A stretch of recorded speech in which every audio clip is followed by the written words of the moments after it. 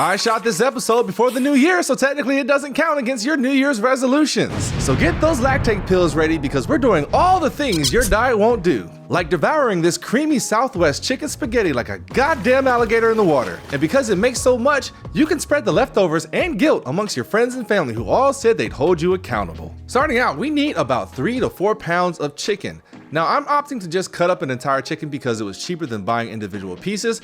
Plus I like a mix of dark and white meat. You can totally go all chicken breasts or all thighs or whatever you want, but just know the more processing that's been done with butchering and trimming and removing the skin and all that, the more you're paying. So sometimes it's just fun to do it yourself. All you need is a good knife and some patience. Otherwise, just get yourself 3 to 4 pounds of whatever meat you decide to use. Next, get a large pot of boiling water going and lightly salt it, maybe like a tablespoon or two's worth. Add your chicken to that pot and let it boil for about 30 to 45 minutes. You can also avoid all of this and just buy a grocery store rotisserie, but I haven't come across many that aren't dried out.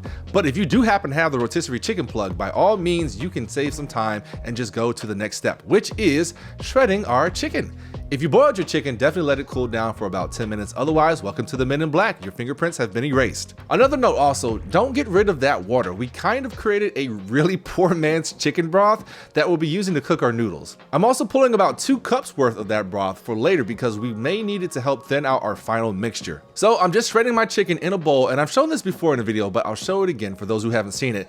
Cotton liners with nitro gloves are amazing. You get the protection from the heat while keeping all your dexterity, and the nitro gloves just help keep the cotton liners clean. It makes shredding chicken or pork or beef an easy task, as well as just handling any hot food. Now that our chicken is shredded, we can move on to the noodles, and because this is an Italian dish, we can break our 1 pound of noodles in half. Yes! Get those into the broth that we brought back up to boiling and let them go till just before al dente. I think I'll let mine go for about 8 minutes because we are going to be popping this back into an oven, so it doesn't need to be fully cooked yet. Once the noodles are cooked, we can assemble all of our ingredients. And just an FYI, I'm doing a Southwestern take on this with my choice of vegetables and seasonings. You can by all means take this Cajun or more savory or whatever you want. It's all up to you. The steps are the same.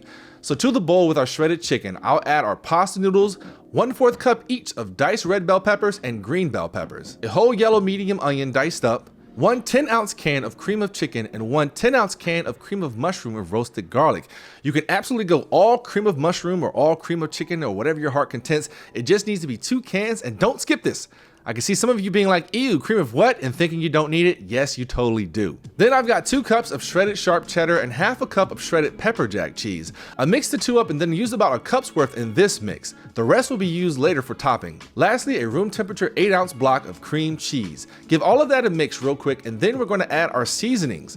For this version, as I mentioned, I'm going Southwest, so I've got some Mrs. Dash Southwest chipotle seasoning. The amount I used was probably about 2 tablespoons worth, but honestly, this is a good chance to season with your eyes. Also, because Mrs. Dash doesn't contain any salt, I'm going to add a little bit of Lawry's seasoned salt here, about a teaspoon's worth. Mix that in, and then it's time to add in our reserve broth that I know you saved, right? We'll first add in a cup and mix. We want this to be nice and creamy, and that flavored water is going to help us accomplish that. Without it, we could be looking at a spaghetti texture that resembles cold grits. Once you get the texture to where you like it, you can taste it and see if you'd like to add maybe some more chipotle seasoning, or maybe just some more plain salt and pepper. This is completely edible at this point, so don't be afraid to taste. After all that mixing, get it into a casserole dish. I believe this was a 13x9. Get it all spread out evenly and then top with the remaining cheese. This goes into a 350-degree oven for 45 minutes or until bubbly. If you notice the top is getting dark really fast before the time is up, just cover it with some aluminum foil. Let it cool for about 10 minutes and voila! Chicken spaghetti that will serve you and your family for many nights, and I mean many. And remember, this is just one version. You can switch up the cheeses, the veggies, the seasonings. It's a really versatile weeknight dish, and it goes great with the Merlot. Hey everybody, this is Poor Choices Kitchen. We have a Patreon link down in the description. $1 a month is all we ask for to pay for recipes during these here inflated times. And I promise the next recipe, I'll be returning to some healthy meals for you all for your more healthier Januaries with some meal prep tips and all that. So stay tuned, I got your backs.